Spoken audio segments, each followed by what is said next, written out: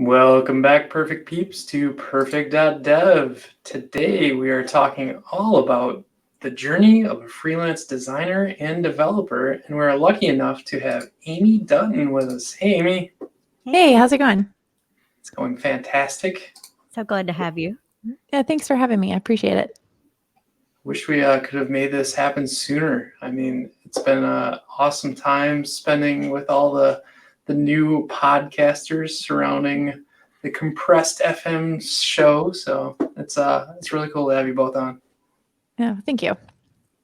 So a little bit about Amy. Amy is a designer and developer with over 20 years of experience freelancing. Her day job is a senior UI UX designer and front-end developer at ZEAL, but she also co-hosts the Compressed FM podcast with James Quick, who we were just talking about, and runs the SelfTeachMe YouTube channel, which I think you're probably most popular from, where she teaches designers to code and developers to design.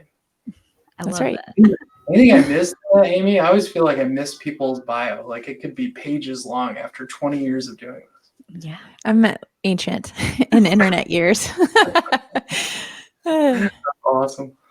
So yeah, let's talk a little bit about what is ZEAL first of all, and what do you do there? Yeah, so ZEAL is a custom software consultancy. They're based out of Southern Oregon, and they are a remote team. So we have team members all across the states. And actually, for a while, we had one in Hawaii and Alaska. We're not huge, though. We're only about 12 people. And it's primarily a Rails and a Ruby shop, but I am the UI UX designer, and I also do front-end work for them. So the cool part is, like I said, they're a remote team. They've always been remote, will always be remote. And so I also say that cautiously, and the fact that we've been very blessed and haven't felt much of a bump with the COVID stuff. Not much of my life changed just because we were already remote. That's really awesome. I think I was just reading like Robinhood. They were pulling out of their California office because they were supposed to be a remote company, and they're trying to get back to that too, like everyone else does. So that's really cool to hear that you guys are remote first and you think that way first. I think it's difficult, especially through COVID times, to kind of adjust to that as a norm. So that's awesome. Yeah, for a while at the beginning, we were even trying to help our clients a little bit that were struggling to say, okay, what does this look like? And, I think a huge part of what makes that work is just the amount of trust that they have in us and that we have in each other. So what do you do as part of your job there? What does senior UI UX designer do day to day? Yeah, so it really depends on the client. Most of our team members are assigned to a single client, and they'll be full-time on a project. And I did go full-time on a project in November, but I actually helped several clients. So it looks different depending on what the client needs. Okay. So there's one client, for example, I'm doing a lot of design, and the way that works is they will have me mock up different things, and then they'll go to their board and say, hey, this is what we're thinking about. And if that gets approved, then I'll help do the front-end work for it, and then they'll hand it off to an engineer to plug it into Rails and React. For other clients, I'm doing a lot of prototyping. So you had mentioned I was on the Learn with Jason stream earlier, where we were talking about Framer and creating prototypes. So I do a lot of that. And for people that aren't familiar, prototypes are great because a lot of times when you're working with clients, you say, imagine what this will look like. And it's hard to imagine for some clients just because they're visual in the way that they think. And it feels a lot like smoke and mirrors. But with prototyping, you can actually demonstrate, this is what I'm envisioning, this is how it's going to work. And it feels a little bit more tactile. Like with Framer, you can actually get it on your phone and swipe through the app on your phone as if it were a real app. And then if everything gets approved and goes well, then you can hand it off to an engineer to actually go through the whole development process. Very cool. Sounds like you do a lot more of the design side of it, though. You don't do so much of the code anymore. Right now. And like I said, it really just depends on the number of clients that we have or who I'm on project with. When I was doing freelance full time, I was probably split half and half. Can we talk a little bit about that? I know we kind of did maybe a little in reverse here, but can you talk about your journey into freelance and how you stepped into that instead of maybe going the traditional route in your career? Yeah, sure. So I've always done freelance on the side. I started doing a lot of code stuff when I was 16, which is why I've been in this for 20 years. Makes me sound ancient, but and it's funny when I think about it now, like a 16-year-old starting in their career, just sounds a little absurd, but for me, it was a natural thing and it was more of a hobby, and it still kind of is a hobby. At night, I still like to look at YouTube videos and read tech stuff, but so I've always done freelance stuff on the side, and I kind of, let's see, like how much of my career journey do you want to know? I ended up, I'll tell you how I kind of went freelance full time. I was working for a company and they had a change in leadership. And so my job and my role had kind of changed a little bit, and they were trying to figure out how I fit into it. And I would have had a job, but my boss at the time was more of a friend than a boss. I mean, he was still a boss, but he was very much a friend. And he just said, Amy, you've been talking about doing freelance full time. I'd been doing it on the side for a while. You talked about doing freelance full time. Either do it or stop talking about it, which I appreciate having those people in your life to help keep it real and keep you accountable. And so I was newly married. I had really only been married, I think 2 or 3 months, and started talking to my husband about it. And we said, you know what, we can do this. We can make it work. And so I went freelance full time. So I did that for 7 years before I joined ZEAL full time. Wow, that's amazing. So during that, so having someone to push you, like, kind of made you make the jump. And that kind of brought up another question that I had, is at what point do you think that someone is capable of making that jump to freelancing? Is it like a monetary value, or is it insurance? I mean, what are those things? All the things. Yeah, I think it's going to be different for every person. I know that's not a great answer, but for me, the things that made a big difference was somebody pushing me, that I had a job that I loved and the role had changed a little bit. So that was part of it. The fact that I was newly married and my husband had a job. And so there was something to kind of fall back on if something didn't end up working out. So that was another huge piece of it. I know some people will tell you, try and basically work up your freelance so you're working 2 jobs at one time. I wasn't to that point yet. And that's incredibly hard. You're just I feel like burn yourself out if you go at it that hard. I know other people will tell you to save up like 6 months of income and have that in the bank. And then that way, if something happens, you'll have something to fall back on. I didn't have that much in my business account. I don't mind to say I had $10,000 in my business account at the time. So it wasn't enough for 6 months of work. And I did have contracts and promise of work and that kind of thing. And, I've been doing it on the side for a while. And I was just very fortunate in that when I made that announcement, hey, I'm going freelance full time, that the work was there and more people were like, oh, we could use this and this and this. So it really helped being able to build up that network over time so that when it happened, I had contacts. Yeah. Did you find when you were kind of going through that phase that you were getting jobs that basically required both design and development, or were there any time in that period where you're just solely doing design for someone? Yeah, it really came down to the client. So a huge part of that was actually the company that I was working for said, hey, this is actually a different department. A different department in that company said, hey, we can send you work. And that was marketing. So I was doing print ads for them at the time. And that first year, that actually made up a majority of my income. So that just goes to show if somebody's looking at doing freelance full time, there might be an opportunity to work with your current employer. And it's not at a loss to them because all of a sudden they're not having to pay overhead, like freelance, health benefits and taxes and all that stuff. So, it might be an option. But it has been to my benefit that I can do design and development because some projects, they do want both and they find it nice to be able to come to somebody and I can talk about the project through the entire experience. And there's nothing really lost in translation. I know when I'm coding stuff out, oh, we had this conversation in a brainstorming conception meeting, I can pull that in. Other clients, they already have the design. And so I was just doing development work for them. Or sometimes if it was print, obviously there's no development behind it.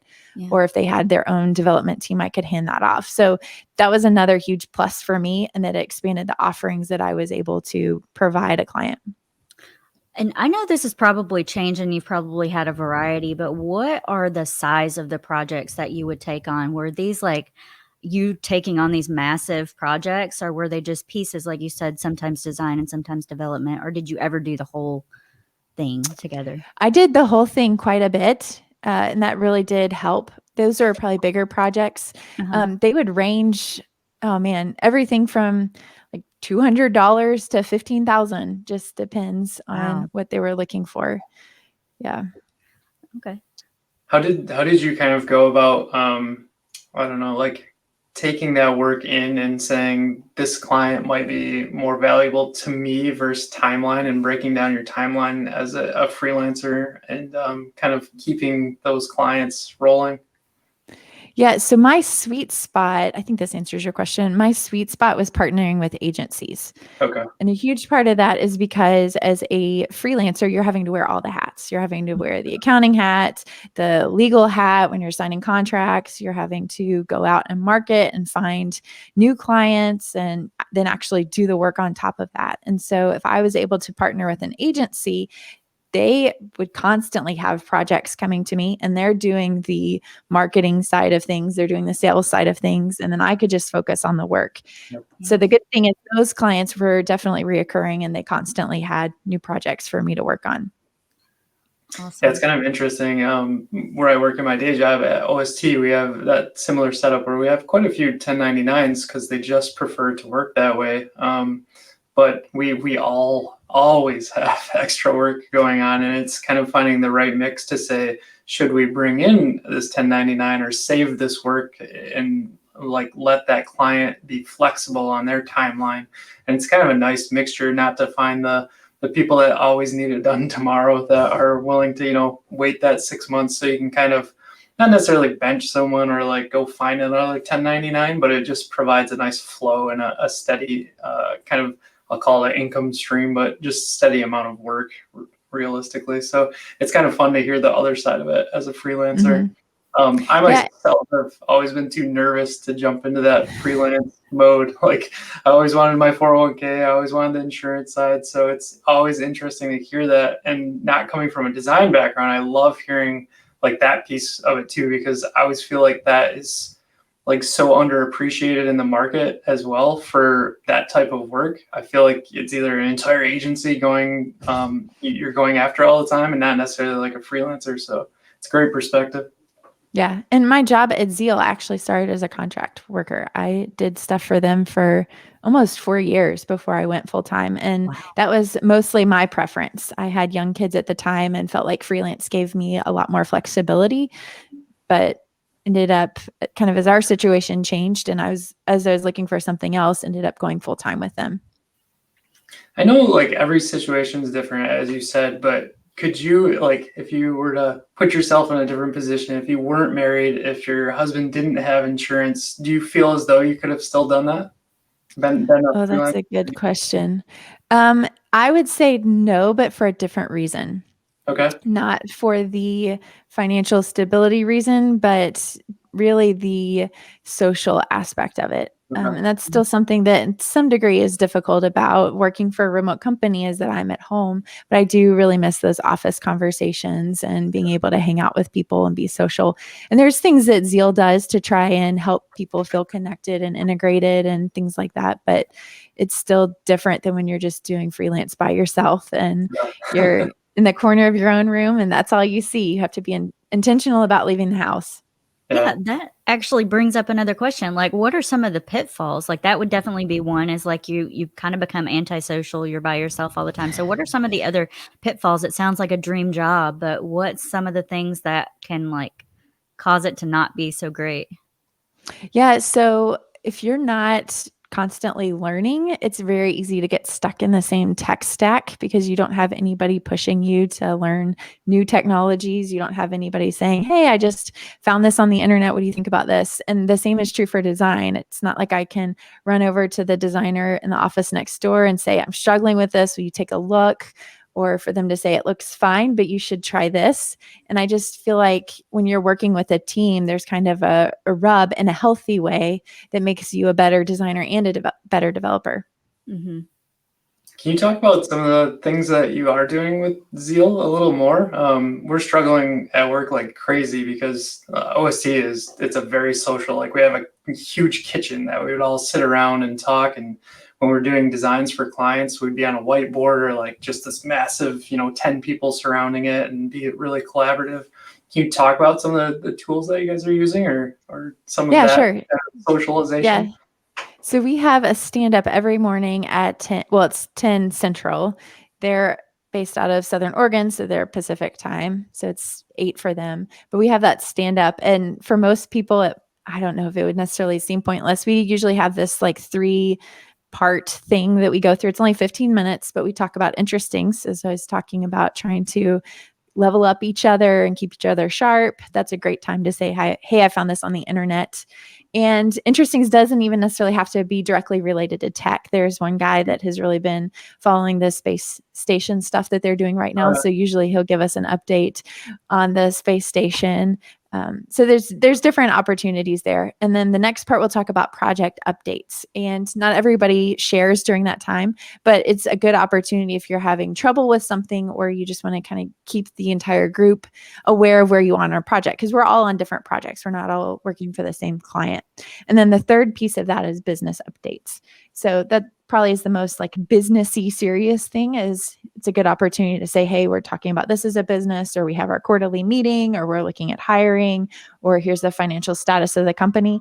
So that's a good opportunity for them to share that information. So that really helps me feel connected with other people on our team. If I'm not working with somebody on a client project, I really have no interaction with them other than that morning stand up.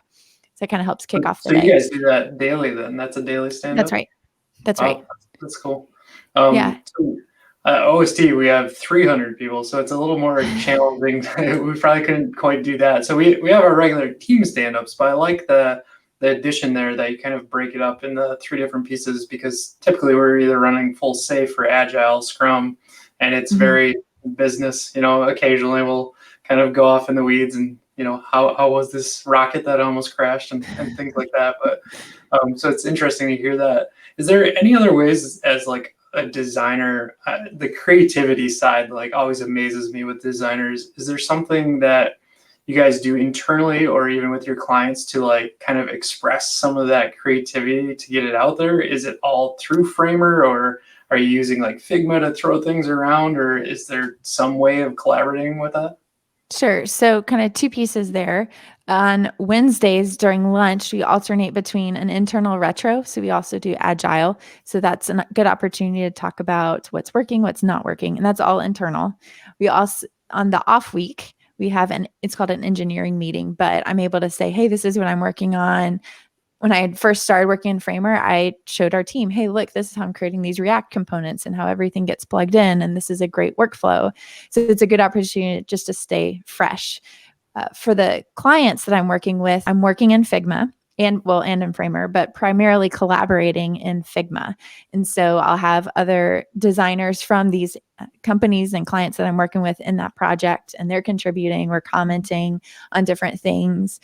I'll have stand-ups with our clients on top of our internal stand-ups. And so that's a good opportunity to talk through designs or just making each other better. That rub that I was talking about, we still get that remotely. So that's either happening asynchronously with Figma and Slack is another tool, or it's happening through a video call with Zoom and screen sharing. Are you finding, and maybe because you're remote first, you've never really had this, but even though like you have all those collaborative pieces, there's still something there that you might miss, like on just a whiteboard session or something like that? Yeah, I think there's always a thing to miss just in, even when you're, say, working in Zoom, you might mute your microphone if you're not talking. And so you might miss that side comment that you say to your neighbor. There's creativity involved in that. So there is something to be missed. But I think just for our flexibility in our team, there's something really special about the culture that ZEAL has. That's the main reason why I'm there and plan on being there for a long time. And are they still hiring, right? Yes, they are hiring. Yeah. So if you are interested, there's a good plug, good segue. Go to ZEAL's website and check out their jobs page, whether you are a designer or a developer. Are you excited, or are you going to be using FigJam? Oh, I briefly looked at it the other day because I was like, why is everybody so excited about this? Right, as it got announced. It's really cool. Yeah, they announced a whole bunch of really cool stuff at their last conference. It was huge. So For anybody listening, they announced branching, which from a design perspective, what that means, coding has had this for years, but you can, coding perspective, you can take something and iterate on it, but not lose the changes or easily go back and see different versions. Design, it's been a little bit harder to do that over the years. You're typically saving multiple files with yesterday's date, today's date, final, next final, real final. Or with Figma, a lot of times I'm copying and duplicating artboards just so I have something for posterity's sake. But with branching, it should resolve a lot of that, which is cool. And then they also announced a lot of interactive components, which I'm curious how that will play with Framer. I really do like Framer and the direction of that team. So I'm curious what their response was to some of the announcements that Figma made. I didn't catch with Framer. Does that just do React components or does that transpile to like HTML too? I'm not sure how Figma exports their stuff. I know on their code panel, you can grab CSS, but a lot of times in terms of positioning, it looks I meant like Framer. Sorry. Yeah. Oh, you're good.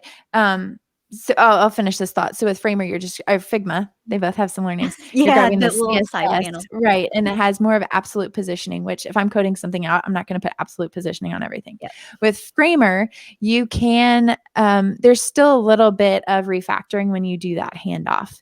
So the cool thing about Framer is you can actually write custom React components and then even design basically with those custom React components that you've coded. So the cool thing is Spotify. I was talking to a designer that works there.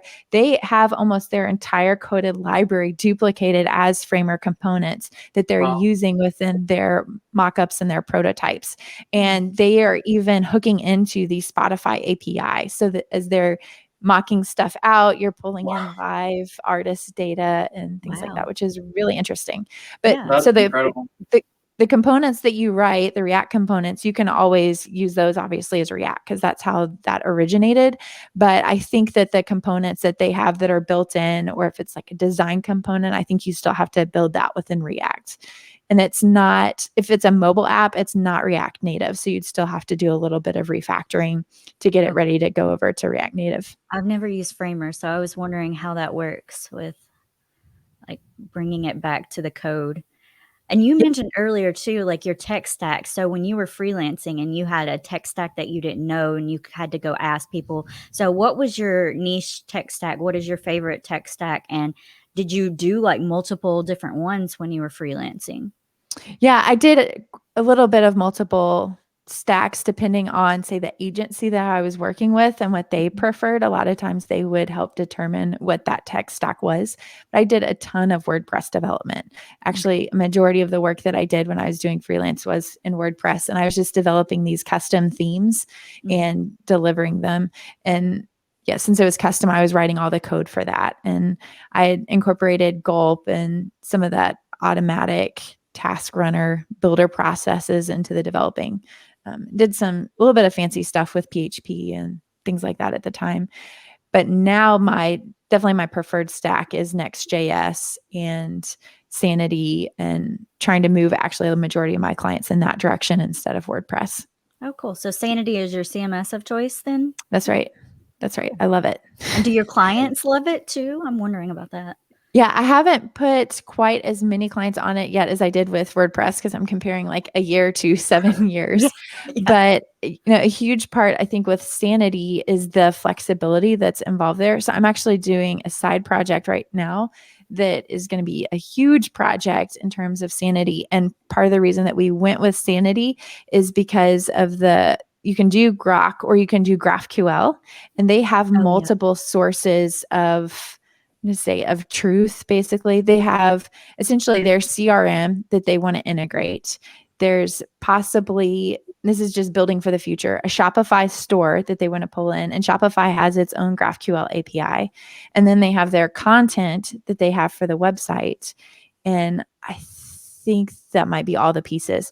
But with Hashira, you can actually stitch all of those GraphQL pieces together. And so you're doing like a single call to grab all that data and pull all those pieces together. So they're excited about it. And the fact that instead of having to write, say, a custom solution or use something that like WooCommerce on WordPress, I'm not crazy about. And it's, trying to force it to work. It's almost like forcing a square peg in a round hole, or however that saying goes. But with Sanity, you allow each of those services to do what I say with Sanity, with Next.js and GraphQL, you allow each of those services to really do what they're good at and shine, and then bring those in and pull them together. And you said Grok in there. So I just wanted to say that Grok is Sanity's querying language that they created, right? That's right. That's right. Okay. And you have the ability to use GraphQL, or you can use Grok. Okay. Yeah. Yeah, Grok takes a little bit to start to learn, but once you know it, it's super powerful. So. Yeah, it's not too crazy, and it's not that far-fetched from GraphQL. There's a few little nuances in there, but it's not terrible. Interesting that they wrote their own language, even though GraphQL was already there. Yeah. I'm sure some of it probably has to do with performance and owning that proprietary knowledge that goes behind it. So you're definitely more in the React world now. And is that what ZEAL uses, or do they do a variety of tech stacks? Yeah. So part of the reason I'm with React is because of ZEAL. They are primarily Rails, but they do a lot of React as well. So sometimes the React sits on top of Rails. Sometimes they just do React development. It, again, just depends on the client. That makes sense. So let's talk about this newest project that you know what, before we jump in that one, I want to kind of talk a little bit more about your SelfTeachMe piece and kind of what that is all about. Can you tell our listeners? I know you're super passionate about it. What's SelfTeachMe all about? Yeah, so about a year and a half ago now, I started the YouTube channel at SelfTeachMe, and really just a passion for teaching other people how to do what I do. I feel like I get asked that all the time, and it's still not at a place where I feel like we're there or I've arrived, but just trying to get comfortable with creating these videos and publishing them, and starting to create courses around that and provide knowledge. I feel like I have so much trapped in my head from doing this for 20 years that it feels selfish to leave it there. I really do want to share, and I have a passion for teaching and helping people. That's really awesome that you're putting all of that out there too, and not getting technically paid for it unless you're getting something through YouTube. Like, you're just putting it out there for free, right? Yeah. Yeah. So far I do plan on monetizing at some point, but right now everything is free. And some of that is the way that YouTube has that set up, which is kind of interesting. So you have to have 4,000 watch time hours, and I'm not quite there yet. It's in a traversing calendar year, so even if you get a lot, it can go away. Yeah. So that kind of led into, or I assume, the kind of next adventure that you started with James. So does that tie in really well to Compressed FM, the podcast, and that whole journey of getting that out of your head, as you said? Yeah, it's really just another medium for people, whether they consume content best through YouTube or whether it's audio with a podcast. So we've started Compressed.fm, and that released mid-April.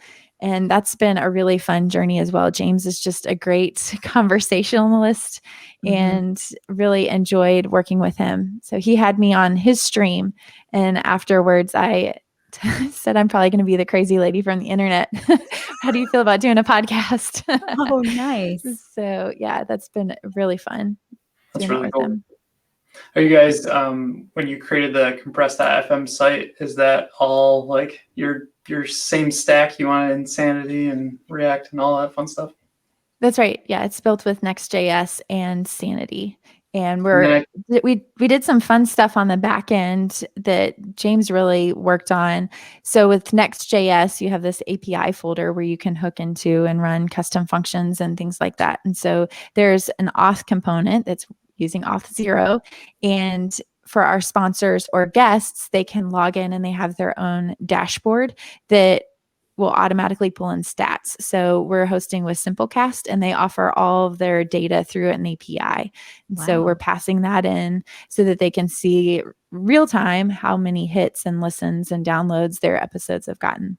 That's got to be really nice for the sponsors too, to have their own place they can go and see that visually. It's nice to have those visuals sometimes. Mm-hmm. I was actually talking to James about his branding the other day, and I thought that you were the one who had created some of his branding. And I'm like, the compressed stuff is so good. And like, Amy's so good at what she does.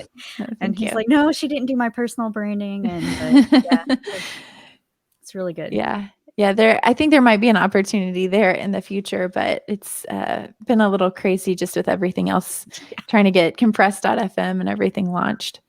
So. Oh, yeah.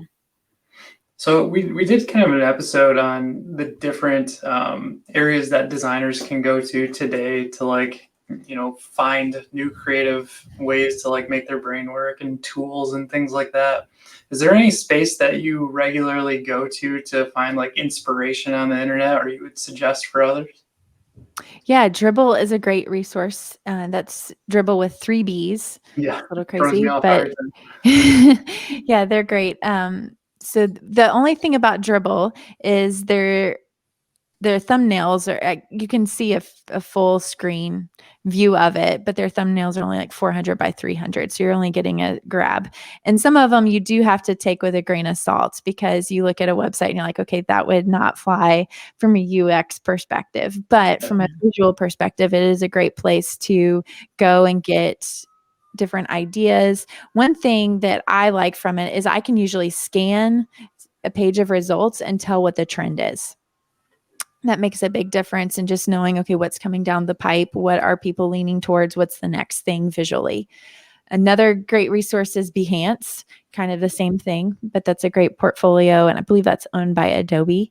So that's another good resource. And then I have actually on my browser, I have the Panda extension installed. And so anytime I open up a new tab, it'll show me their inspiration from different sites that it's aggregated content. It also has front end news.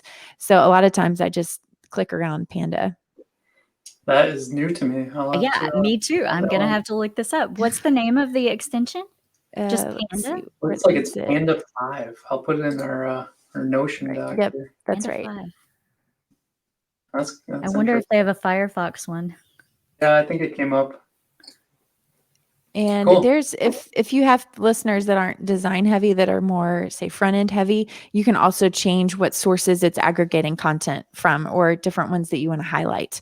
So it also, I love the links that Sidebar, you get sidebar.io maybe, the links that they put out. It also has a Reddit feed. There's some Medium stuff, designer news, front, has several great resources that it's pulling from. That's awesome. We're getting all these perfect picks like before our perfect picks. So for people that are kind of trying to get into freelance, do you have any suggestions for finding kind of new clients, or like a site that you should post your stuff on to get clients to come to you? Yeah, I think in terms of self-promotion, Instagram is great. And you can do it in a way that's not sleazy, by just saying, hey, this is what I'm working on. And if you use the appropriate tags and things like that, that lets people know that might even already be within your network that this is what you're doing. And that way they can reach out to you. And I didn't use Instagram per se, but a lot of my networking came from people that I already know. And then once you get going, ideally, if you do a good job, those people will refer you to other people. And so your network quickly spreads out. That's interesting. I wouldn't have thought of Instagram as being one that you would go to for tech. I mean, maybe more design stuff, but I wouldn't think of that for tech. But yeah, and even I've been following a lot of tech people. Logos, I started like just hitting designers on Instagram, and then I would like ping them and say, "Hey, I love your work. Can you make me AJ?" And like, I never got anything that actually worked for that, so I made AJ, but it still worked out. Nice. I was going to say, even from a tech perspective, Instagram is really interesting too, because you'll have some people that say, if you don't know Flexbox, they'll give you a quick Flexbox summary within your swipeable carousel. Or they'll say, I follow a few typographers, and they'll explain typography rules, or they'll show you good type pairings in their carousels. Sweet. I'm going to have to dig That's into the stuff that Instagram. goes. That's I just asked him that the other day, and he's like, nope, I got to defer to you on that one. Sorry. Like, I can tell you what a good type looks like, but I can't like go through all this. Cool. Well, I think those are amazing picks. And speaking of picks, as Brittany said, we should probably dive into our perfect picks at this time. So not to put you completely on the spot here, Amy, but if I get my windows right here, I'm going to put you up first. Sorry, a little delay here on my Chrome Windows situation. All right, here we go. Yeah, so this is my first pick. It is a magnetic phone mount, and you can see it is not expensive. It's $12 for two. And we've actually bought this multiple times, but either we've left it in a rental car or handed it off to somebody else.